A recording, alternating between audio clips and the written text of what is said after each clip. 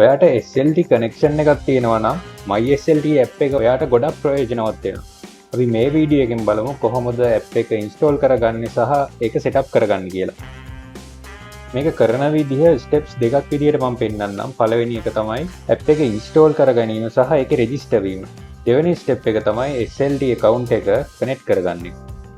මුලින්ම අපි app එක install කරගමු. App Store එකට හරි Play Store එකට හරි ගිහිල්ලා MySLT app කියලා search කරලා app එක install කරගන්න. එහෙම නැත්නම් ඔයාට මේක browser එකෙන් use කරන්නත් පුළුවන්. ඔයාට web browser එකකින් use කරනවා නම් myslt.slt.lk කියන URL එකට ඔයාට යන්න වෙනවා. මම දැන් Play Store එකෙන් app එක install කරගන්නවා. app එක install වුණාට පස්සේ open කරගමු. කලින් ඔයාට account එකක් තිබ්බේ නැත්නම් මේ app එකට ඔයා register වෙන්න ඕන. register වෙන්න option තුනක් තියෙනවා. එකක් තමයි මෙතන තියෙන sign up කියන එක. sign up කියන තැනින් ගියොත් ඔයාට email ID එක හරි phone number එක හරි දීලා register වෙන්න පුළුවන්. එහෙම නැත්නම් ලේසිම ක්‍රමය තමයි ඔයාගේ Google account එක හරි Facebook account එක හරි use කරලා මේ app එකට register වෙන එක.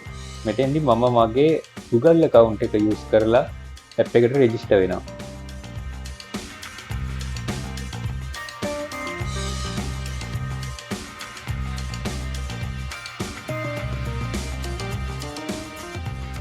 හරි මම දැන් app එකට register වෙලා ඉවරයි. ඊළඟට අපිට තියෙන්නේ SLT account එක කොහොමද මේ app එකට connect කරන්න කියලා බලන්න. ඔයාලට බලා ගන්න පුළුවන් app එකට log වුණාට පස්සේ are you an existing SLT customer කියලා තියෙනවා. මෙතන join කියලා button එකක් තියෙනවා. ඒක tap කරන්න. මෙතනදී ක්‍රම දෙකකට ඔයාලට මේ account එක add කරගන්න පුළුවන්. එකක් තමයි මේ telephone number එක use කරලා එහෙම නැත්නම් මේ broadband user ID එක use කරලා. ගොඩක්ම ලේසි ක්‍රමය තමයි මේ ටෙලිෆෝන් නම්බර් එක යූස් කරලා account එක ඇඩ් කරගන්න එක. මෙතෙන්දී ඔයාලට ටෙලිෆෝන් නම්බර් එක ඇඩ් කරන්න ඕන, SLT account number එක ඇඩ් කරන්න ඕන. ඒ වගේම ඔයාගේ NIC number එක මෙතන ඇඩ් කරන්න.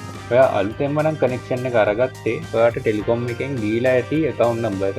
එහෙම නැත්නම් ඔයාගේ mobile number එකට message එකක් ඇවිල්ලා ඇති ටෙලිකොම් එකෙන්.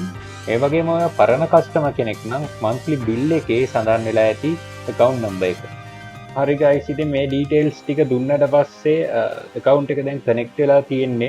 මේ MySLT app එකෙන් මොනවද කරන්න පුළුවන් කියන දේ මම වෙනම වීඩියෝ එකකින් ඔයාලට අරගෙන එන්නම්. එහෙනම් මොනවා හරි ගැටලුවක් තියෙනවා නම් ඔයාලට පහලින් comment එකක් දාන්න. ඒ වගේම අපිට කරන උදව්වක් විදියට පුළුවන් නම් වීඩියෝ එකට like එකක් දාලා කාට හරි දැනගන්න share කරන්න.